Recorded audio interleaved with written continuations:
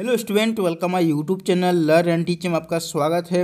आज हम इस वीडियो में डिस्कस करेंगे working of Jio thermal power plant के बारे में कि आखिर में जियो थर्मल पावर प्लांट कैसे काम करता है। ठीक है, लेकिन इससे पहले आपको जानना होगा कि आखिर में जियो थर्मल मीन्स क्या होता है। ठीक है, जियो थर्मल मीन्स होता है भूतापीय, मतलब धरती के अंदर गर्मी को एक तरह का भूतापीय बोलते हैं। ठीक है, अब समझते हैं कि आखिर में जियो थर्मल एनर्जी क्या होता है। ठीक है, देख सकते हैं मैंने नीचे में एक लाइन में लिख के बताइए, लिखी हुई क्या है।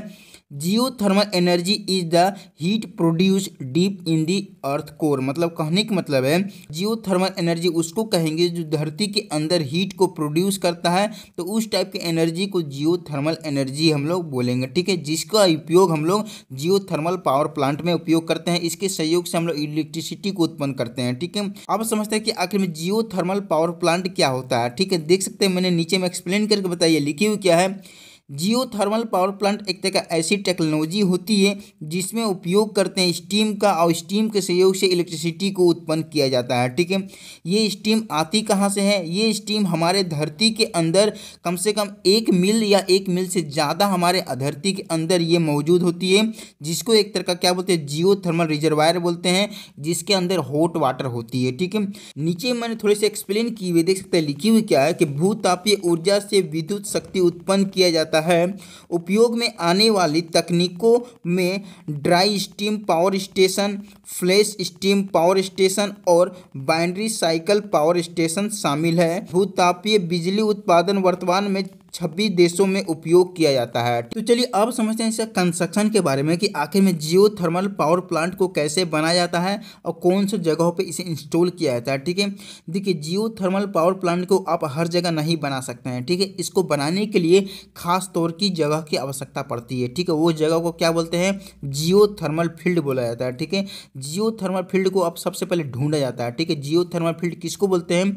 जियोथर्मल फील्ड उसको बोलते हैं जब हम धरती के ऊपर जब छेद करते हैं और इसके अंदर जब ड्रिलिंग किया जाता है, धरती के सबसे नीचे वाली जो पोर्शन होती है, जो लेयर होती है, जियोथर्मल रिजर्वायर का लेयर होती है। ठीक है, तो वही जगह को जियोथर्मल फील्ड बोलते हैं। ठीक है, धरती के अंदर हर जगह मौजूद नहीं होती है। ठीक है, ये खास जगहों पे ही मौजूद होती है। ठीक है, जैसे कि सबसे पहले क्या होती है, जो पहला लेयर होती है हमारा जियोथर्मल रिजर्वायर होती है, जिसको एक तरह का हॉट वाटर रिजर्वायर आप बोल सकते हैं। ठीक है, इसके ऊपर क्या होती है, रॉक लेयर होती है, मीन्स पत्थर का एक बहुत सारा लेयर होती है। ठीक है, अब क्या होती है, इसके ऊपर एक तरह क्ले लेयर होती है, मतलब मिट्टी का बहुत बड़ा एक लेयर होती है। ठीक है, अब क्या होती है, इसके ऊपर ग्राउंड सरफेस होती है। ठीक है, जो हमारा मेन सरफेस हो जाती है हमारा धरती की। ठीक है, अब क्या काम करते हैं, सबसे पहले हम इसके अंदर ड्रिलिंग करें, कम से कम 3 किलोमीटर तक ड्रिलिंग करेंगे।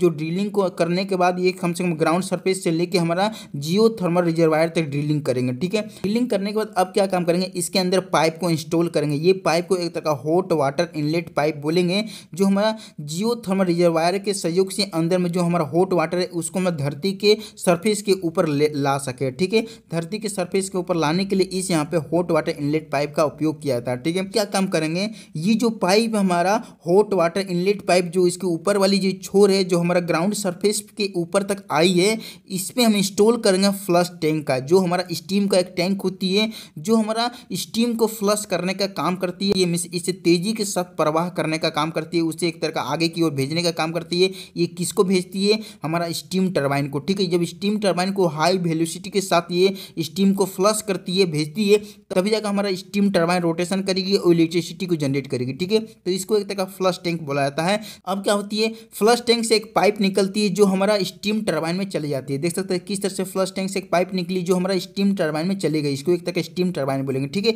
जो आगे की और पाइप में नोजल लगी होती है। ठीक है, जो हाई वेलोसिटी के साथ यहाँ पे स्टीम को स्ट्राइक करने में हमारा स्टीम टरबाइन के ऊपर, उसकी जो ब्लेड के ऊपर मदद करती है। ठीक है, अब क्या होती है, ये जो हमारा स्टीम टरबाइन है, इसके बीच में लगी हुई शाफ्ट, और शाफ्ट के साथ कनेक्ट करते हैं किसको, जनरेटर के शाफ्ट के साथ। ठीक है, जनरेटर के शाफ्ट के साथ इसको कनेक्ट कर देते हैं, इसकी शाफ्ट को, स्टीम टरबाइन को। ठीक है, इसको क्या बोलेंगे, एक तरह का जनरेटर बोलेंगे। इसे आप एक तरह का अल्टरनेटर भी बोल सकते हैं, जो इलेक्ट्रिसिटी को यहाँ पे उत्पन्न करने का काम करती है। जनरेटर से एक केबल निकलती है जो हमारा ट्रांसफार्मर में चली जाती है, इसको एक तरह का ट्रांसफार्मर बोलेंगे। ठीक है, अब क्या होती है, ट्रांसफार्मर से एक और केबल निकलती है जो हमारा ग्रिड कनेक्शन को चली जाती है। देख सकते हैं इसको ग्रिड कनेक्शन बोलेंगे। अब क्या होती है, ग्रिड कनेक्शन से एक और केबल निकलती है जो हमारा फिर से एक ट्रांसफार्मर में चली जाती है, जो हमारा स्टेप डाउन करने के बाद हमारा होम तक इलेक्ट्रिसिटी चली जाती है। ठीक है, तो इस तरह से इसकी कंस्ट्रक्शन हो जाती है। ठीक है, अब क्या काम करते हैं कि स्टीम टरबाइन से एक यहाँ पे नीचे की ओर पाइप निकलती है जिसको एक तरह का स्टीम कंडेंसिंग पाइप बोलेंगे, जो हमारा डायरेक्ट जाके कूलिंग टावर में कनेक्ट हो जाती है। ठीक, ये पाइप का उपयोग किस लिए किया जाता है, ये पाइप का उपयोग इसलिए करते हैं कि जब हमारा स्टीम टरबाइन के अंदर जब स्टीम का जो यहाँ पे स्ट्राइक करते हैं तो क्या होती है, तो स्टीम के फॉर्म में जो होती है उसको दोबारा यूज कर सके। ठीक है, यूज करने के लिए यहाँ एक तरह का स्टीम कंडेंसिंग पाइप का उपयोग किया जाता है जो डायरेक्ट जाकर कूलिंग टावर में चली जाती है। तो ये स्टीम हमारा कूलिंग टावर में चली जाती है। ठीक है, ये स्टीम को क्या काम करते हैं, कूलिंग टावर में इसे ठंडा करते हैं और ठंडा करने के बाद उसे एक तरह का लिक्विड के फॉर्म में कर देते हैं और एक तरह का इसे कोल्ड वाटर के फॉर्म में कर देते हैं। ठीक है, ये कोल्ड वाटर क्या काम करते हैं, कूलिंग टावर से एक और पाइप निकलती है जो हमारा धरती के अंदर जो वापस एक ड्रिलिंग करते हैं और इसके अंदर जो पाइप यहाँ पर कनेक्शन कर देते हैं जो कूलिंग टावर से निकलती है वो पाइप को, और उसे वापस हमारा थर्मल रिजर्वायर के अंदर भेज देते हैं जो कूलिंग टावर हमारा चली जाती है, जो हमारा वापस इससे हम लोग रीयूज कर सकते हैं, जो हमारा मैग्मा के सहयोग से जो हमारा जो कोल्ड वाटर है उसे एक तरह का गर्म करने का काम करेंगे वापस। ठीक है, इसको एक तरह का इंजेक्शन वेल बोलेंगे। ठीक है, एक तरह का कुआं बोलेंगे, एक तरह का ऐसी कुआं होती है जो हमारा धरती के अंदर वापस हमारा ठंडे पानी को भेजने का काम करती है। ठीक है, तो इस तरह से इसकी पूरी कंस्ट्रक्शन हो जाती है। ठीक है, चलिए अब समझते हैं इसका वर्किंग के बारे में कि आखिर में जियो थर्मल पावर प्लांट कैसे यहाँ पे वर्क करता है, आखिर में किस तरह से इलेक्ट्रिसिटी को उत्पन्न करता है। ठीक है, देखिए सबसे पहले क्या होती है, जैसे कि ये जो आ रही है आपके सामने जियो थर्मल रिजर्वायर जिसके अंदर हॉट वाटर यहाँ पे एक तरह का है। ठीक है, ये एक तरह का बहुत खोलता हुआ वाटर है जो एक तरह का स्टीम के फॉर्म में है। ठीक है, स्टीम के फॉर्म में आने के बाद ये क्या होगी, भाप के फॉर्म में आगे समझिए खोल रही है कंटिन्यू। ठीक है, तो जो हम उपयोग किए हैं ड्रिलिंग करके ग्राउंड सरफेस से लेकर हमारा जियो थर्मल रिजर्वायर के सहयोग से एक पाइप। ठीक है, तो यहाँ पे क्या काम करेगी कि ये जो हमारा स्टीम है जो खोलता हुआ जो वाटर है स्टीम के फॉर्म में आने के बाद हमारा हॉट वाटर इनलेट पाइप के सहयोग से हमारा ग्राउंड सरफेस के ऊपर आ जाएगा। ठीक है, और उसके ऊपर जो उपयोग किया है फ्लश टैंक उसके अंदर चले आएगी। ठीक है, उसके अंदर आ जाएगी और पूरी तरह से फिल हो जाएगी। फिल होने के बाद क्या होगी कि फ्लश टैंक जैसे ही जो भाल्व का उपयोग किए हैं ये भाल्व को जैसे ही खोलेंगे तो हाई वेलोसिटी के साथ ये हमारा जो स्टीम है हमारा स्टीम टरबाइन में चले जाएगी और उसके ब्लेड को स्ट्राइक करने के बाद हमारा जो टरबाइन है उसको रोटेशन कराने लगेगी। ठीक है, कि स्टीम जो हाई वेलोसिटी के साथ जा रही है और स्टीम टरबाइन के जो ब्लेड को स्ट्राइक कर रही है तो स्ट्राइक करने से हमारा स्टीम टरबाइन यहाँ पर रोटेशन करने लगेगी। ठीक है, जब ये रोटेशन करेगी तो इसके बीच में लगी शाफ्ट है जो कनेक्ट किया गया है जनरेटर के साथ, तो ये जनरेटर के शाफ्ट को भी रोटेशन करेगी और जनरेटर भी रोटेशन करने लगेगी। ठीक है,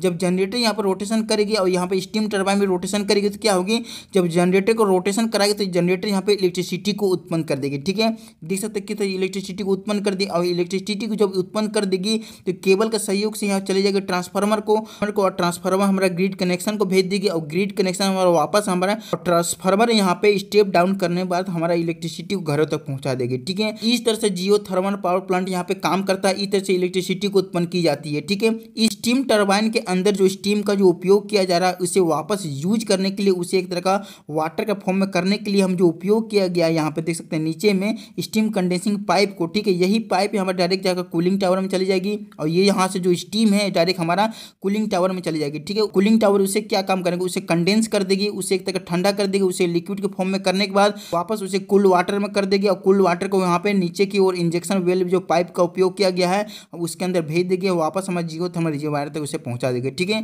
तो इस तरह से कंटिन्यू ये यहाँ पे साइकिल चलते रहती है और इस तरह से इलेक्ट्रिसिटी उत्पन्न की जाती है। ठीक है, तो मुझे आशा है कि आपको जियो थर्मल पावर प्लांट के बारे में बढ़िया तरीके से समझ में आ चुका होगा। तो वीडियो देखने के लिए थैंक यू। ठीक है।